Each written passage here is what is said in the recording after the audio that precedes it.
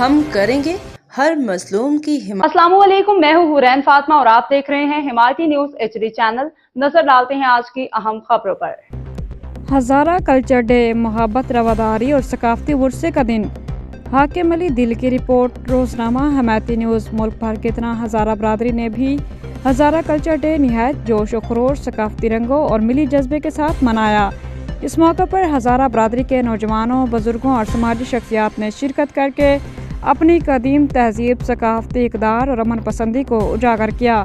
تقریبات میں روایتی لباس، ہزارہ لوک موسیقی، ثقافتی رقص اور دستاریوں کے سٹالز لگائے گئے، جبکہ روایتی کھانوں منتو، آشک اور بولانی کو خصوصی پذیرائی ملی۔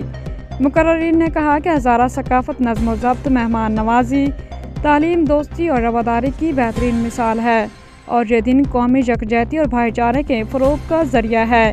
اس موقع پر معروف سماجی شخصیت محمد علی تنولی کی جانب سے تمام برادریوں کو ہزارہ کلچر ڈے کی دلی مبارکباد پیش کی گئی۔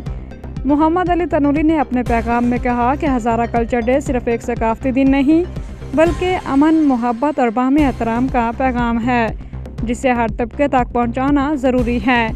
انہوں نے اعلان کیا کہ آج رات 9 بجے قاسم ٹاؤن کار عمران کی مسجد کے ساتھ عصمت علی تنولی ہاؤس میں ہزارہ کلچر ڈے کے سلسلے میں کیک کاٹنے کی تقریب منعقد کی جائے گی۔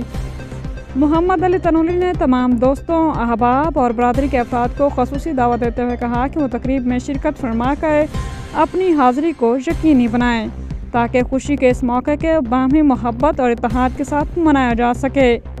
آخر میں شرکا نے اس عزم کا اظہار کیا کہ ثقافتی دنوں کے انعقاد سے نئی نسل کو اپنی شناخت، تاریخ اور تہذیبی اقدار سے جوڑے رکھا جائے گا اور معاشرے میں امن و ہم آہنگی کو فروغ دیا جائے گا۔ باخبر رہیے ہر جگہ ہر وقت، جانیے ملکی و غیر ملکی حالات و واقعات یقین کے ساتھ۔